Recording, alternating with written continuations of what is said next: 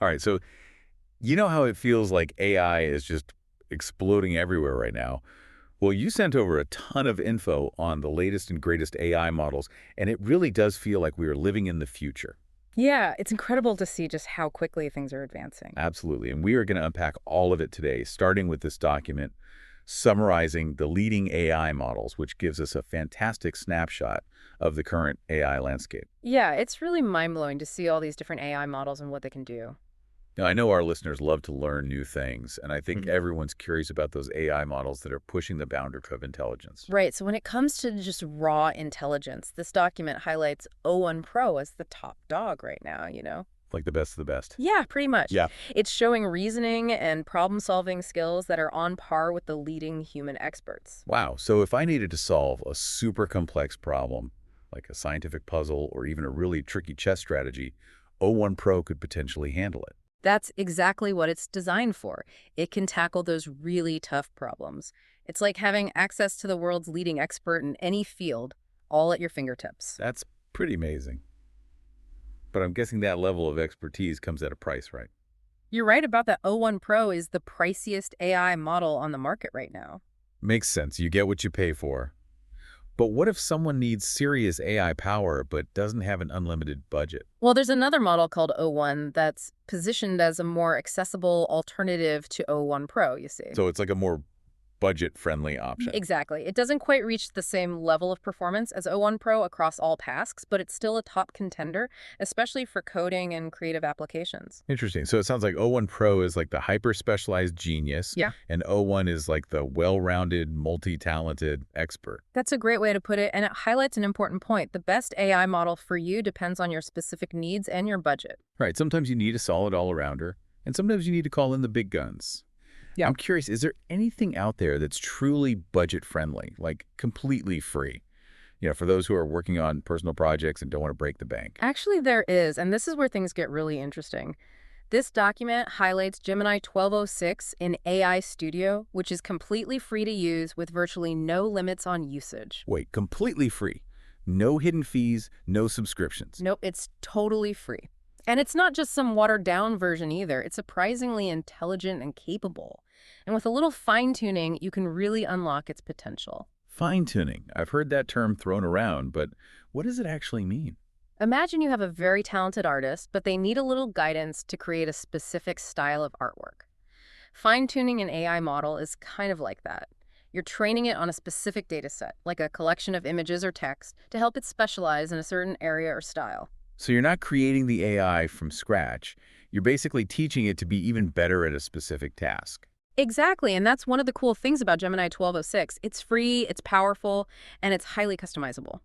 That's incredible. It's a game changer for creators who are just starting out, especially those with limited resources. Yeah. Now, speaking of creators, what about those AI models that are designed specifically for creative tasks?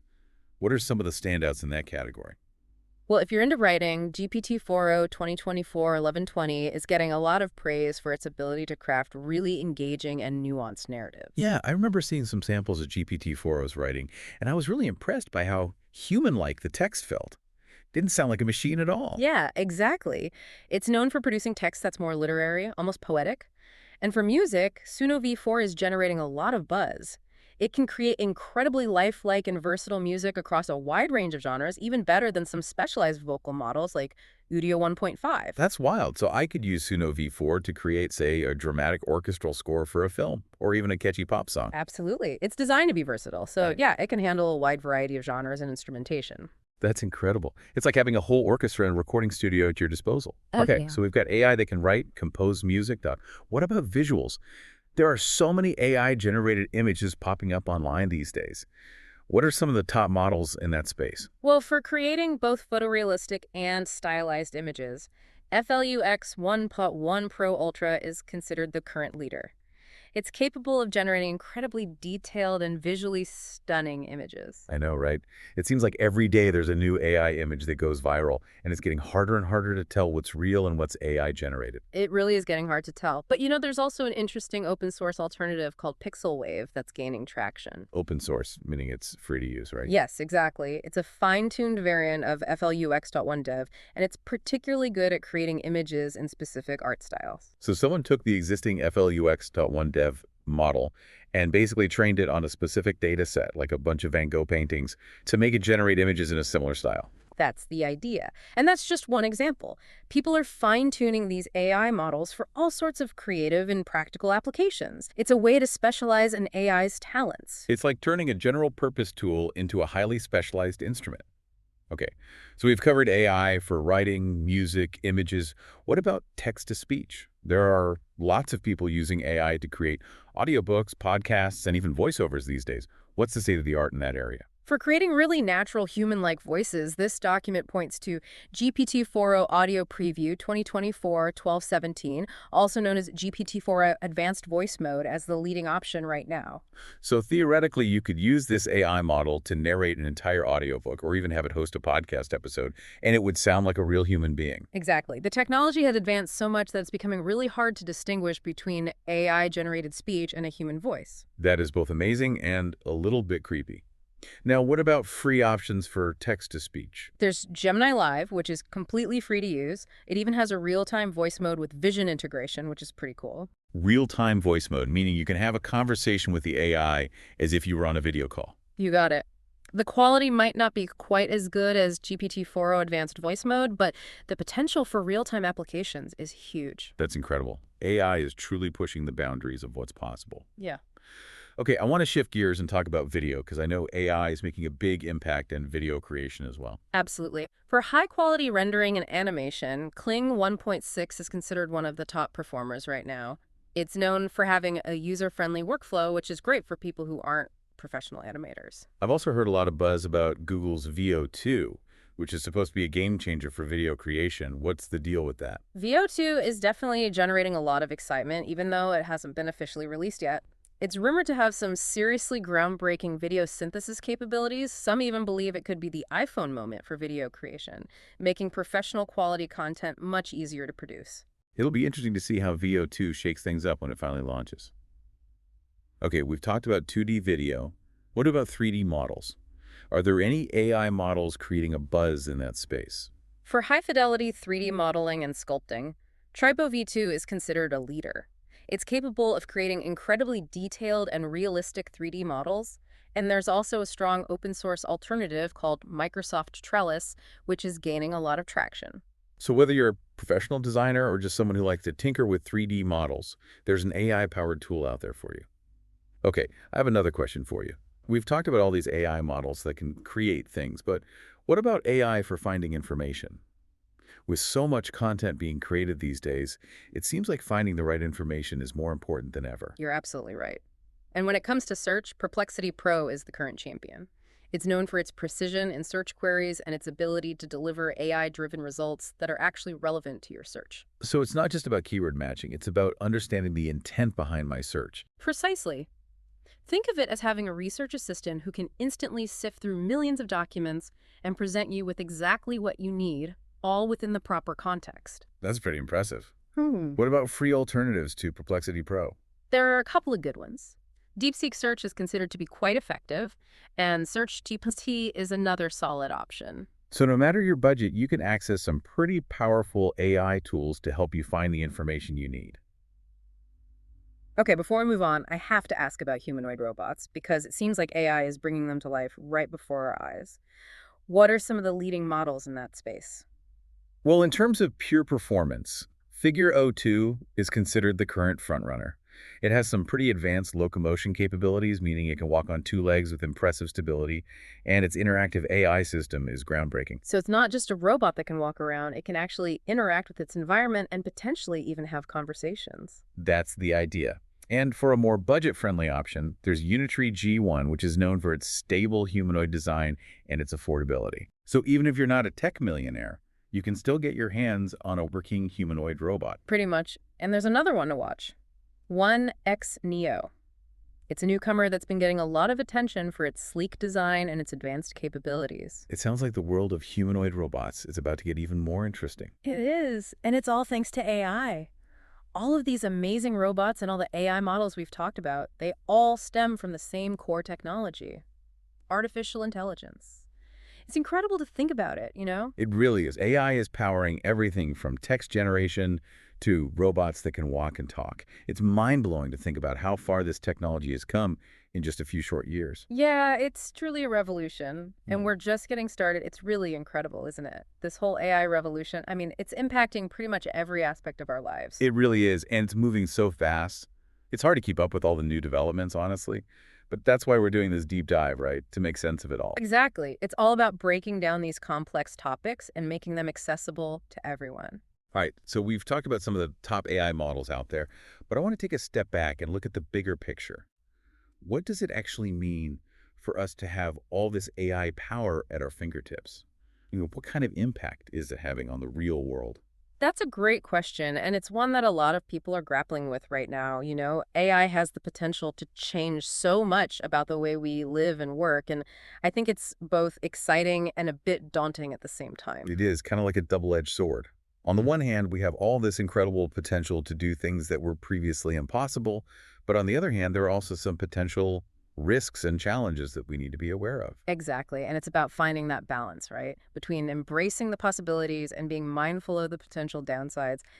AI is a powerful tool, and like any tool, it can be used for good or bad, so we need to be thoughtful about how we develop and use it. Okay, so let's talk about some specific examples of how AI is being used in different industries, because I think that will help to illustrate both the potential benefits and the potential challenges. Right. What about healthcare? That seems like a natural place to start, right? I mean, everyone wants better healthcare, and AI seems to offer so much potential in that area. Yeah, healthcare is definitely one of the most promising areas for AI. We're seeing some amazing applications already, particularly in diagnostics, for Oh, instance. yeah, I've heard a lot about that.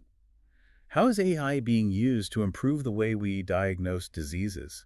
Well, AI algorithms are being used to analyze medical images, like X-rays and MRIs, and they can often detect patterns and anomalies that might be missed by the human eye. So it's like having an AI-powered assistant working alongside doctors, helping them make more accurate diagnoses. Exactly. And this can be really valuable in the early detection of diseases like cancer, where catching it early can make a huge difference in terms of treatment outcomes. Wow, that's amazing. It's like AI is giving doctors a superpower, helping them to see things that they wouldn't be able to see otherwise. It is pretty remarkable. And it's not just about medical imaging. Either AI is also being used to develop personalized medicine, you say. Personalized medicine. I've heard that term, but I'm not entirely sure what it means. It's about using AI to analyze a patient's individual genetic information, lifestyle factors, medical history, and other data to create customized treatment plans that are tailored to their specific needs. So it's like moving away from a one-size-fits-all approach to healthcare and toward a more individualized approach, right? Precisely, and this has the potential to revolutionize the way we treat diseases, making treatments more effective and reducing side effects. It sounds like AI is really starting to change the game in healthcare, making it more personalized, precise, and proactive. It is, and those are just a couple of examples. There are so many other ways that AI is being used in healthcare, from drug discovery to robotic surgery to mental health support. It's a really exciting field to be following right now. Absolutely. Yeah. Okay, so we've seen how AI is impacting healthcare. What about another industry that's heavily reliant on data and algorithms? Finance. Finance is another great example. AI is already having a significant impact in areas like fraud detection, algorithmic trading, and risk assessment, for instance. I can see how AI would be a natural fit for those kinds of tasks. Hmm. So how is AI being used to, say, detect fraud? Well, AI algorithms are incredibly good at analyzing huge amounts of data and identifying patterns that might not be obvious to humans, so they can be used to monitor financial transactions in real time, looking for anything that looks suspicious. It's like having an AI-powered detective constantly on the lookout for fraudulent activity. That's a great way to think about it. And when it comes to algorithmic trading, AI is being used to develop sophisticated trading strategies that can execute trades at lightning speed. So it's like having a super fast, hyper-intelligent trader working for you 24/7, constantly looking for opportunities to make a profit. You got it. And this can be really profitable, but it also raises some concerns about market volatility and the potential for AI-driven flash crashes. Right, because if all these algorithms are making trades based on similar data, it could lead to some pretty wild swings in the market, couldn't it? That's a valid concern. And it's one of the reasons why regulation and oversight are so important in the financial sector. We need to make sure that AI is being used responsibly and that we have safeguards in place to prevent unintended consequences. It's all about finding that balance between innovation and responsibility, right? Exactly. But overall, I think AI is having a positive impact on the financial industry. It's making it more efficient, secure, and data-driven. I agree. And it's not just about traditional finance. Either AI is also playing a big role in the rise of fintech or financial technology. That's right.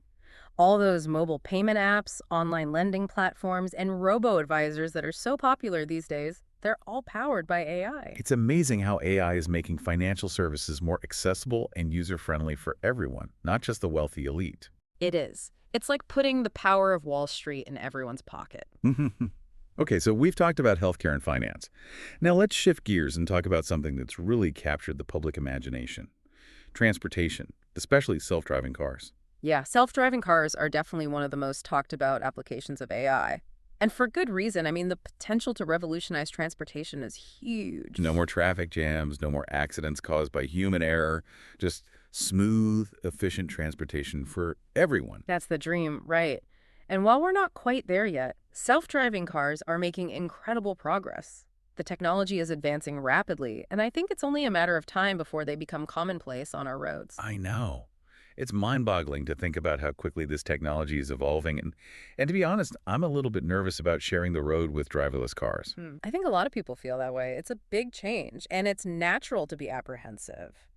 But the data suggests that self-driving cars have the potential to be much safer than human drivers. They don't get tired, they don't get distracted, and they don't make emotional decisions. Okay, that's reassuring. Yeah. I guess it's just a matter of getting used to the idea.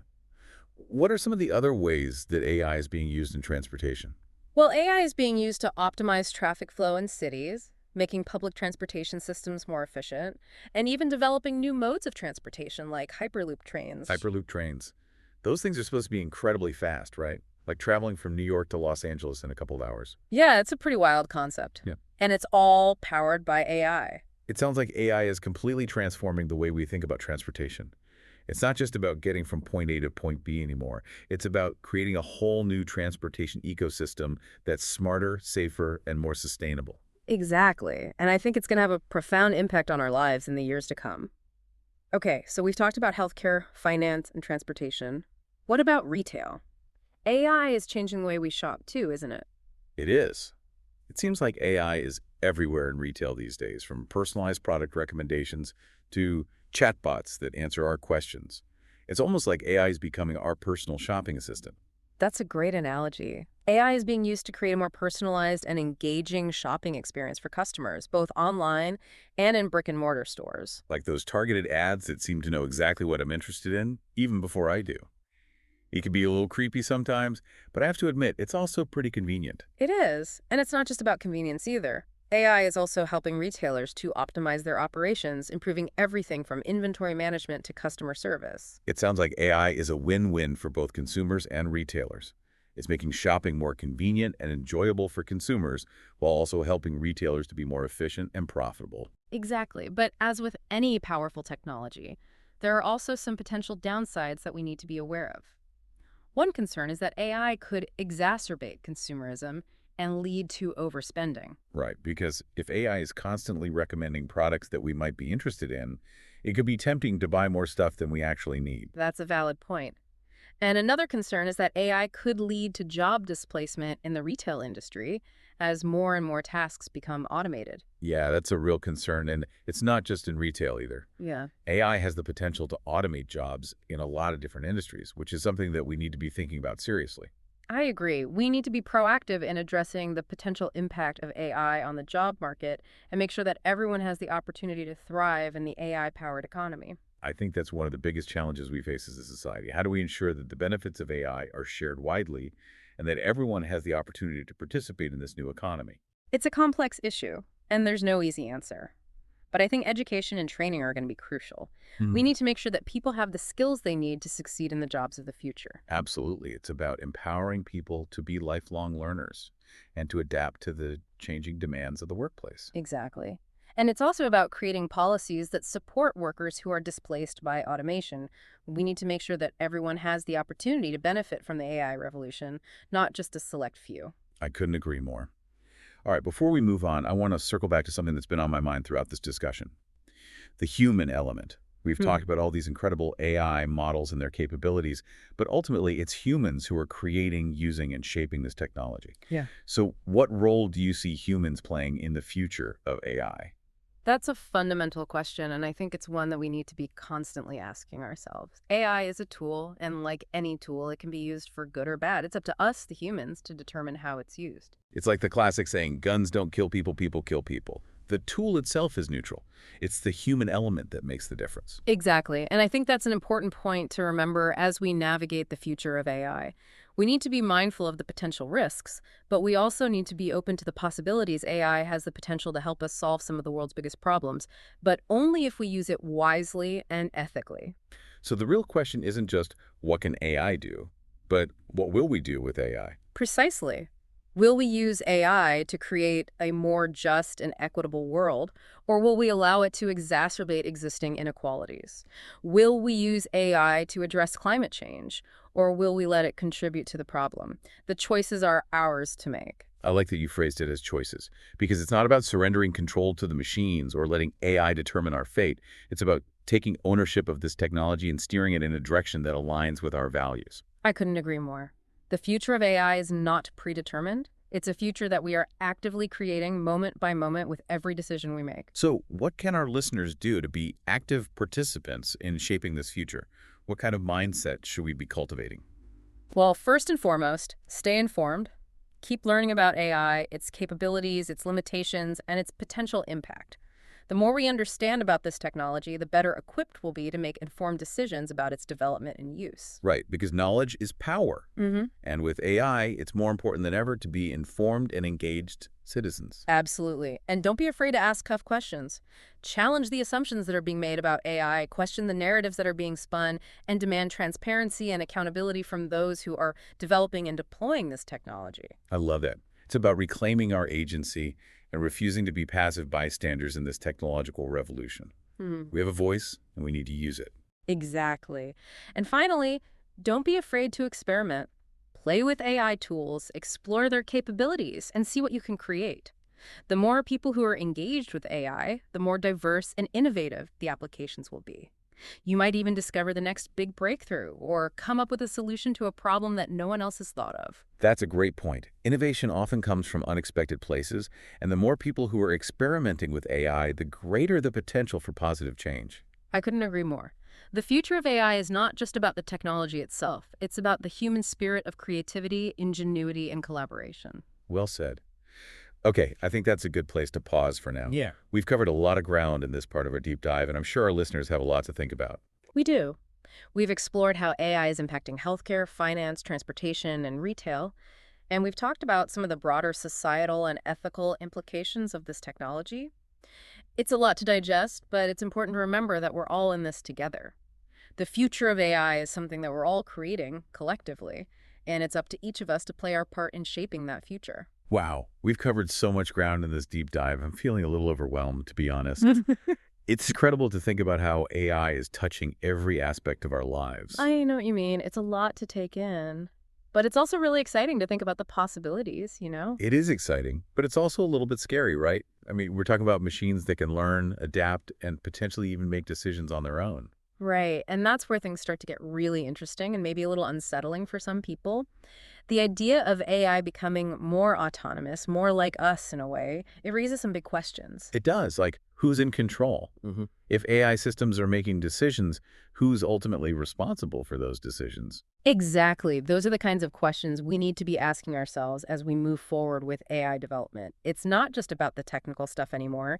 It's about the ethical and philosophical implications of creating machines that can think for themselves. I think one of the things that's really striking me about this whole AI revolution is how it's forcing us to re-examine our own assumptions about intelligence and consciousness. Yeah, it's like AI is holding up a mirror to ourselves, making us ask, what does it really mean to be human? That's a deep thought. Okay, I want to shift gears a bit and talk about something that's been on my mind throughout this deep dive. We've talked about all these amazing AI models, but I think it's really important to remember that ultimately AI is a tool. And like any tool, it can be used for good or bad. You're absolutely right. The technology itself is neutral. It's the human element that determines how AI is used, whether it's used to build a better world or to create new problems. So what can we do to ensure that AI is used for good? How do we harness its power for positive change? Well, for starters, I think it's crucial that we have open and honest conversations about the potential risks and benefits of AI. We need to be talking about these issues not just in tech circles, but in society as a whole. I agree. We need to demystify AI and make it something that everyone feels comfortable talking about and engaging with. Exactly. And I think education is key. The more people understand about AI, how it works, and its potential implications, the better equipped we'll be to make informed decisions about its development and use. It's about empowering people to be active participants in shaping the future of AI, rather than just passive consumers of AI-driven products and services. I couldn't agree more. It's also important to have diverse voices at the table when we're talking about AI development. We need to make sure that the people who are designing and building these systems are representative of the society as a whole, so we don't end up with AI that's biased or that perpetuates existing inequalities. Absolutely. Diversity and inclusion are so important in AI, just like in any other field. We need to make sure that AI is being developed with everyone in mind. Well said. And I think it's also crucial that we approach AI development with a sense of humility.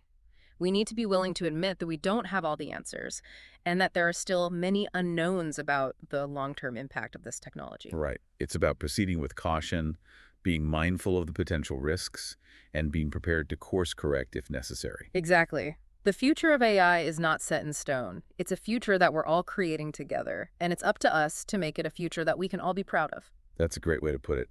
The future of AI is in our hands.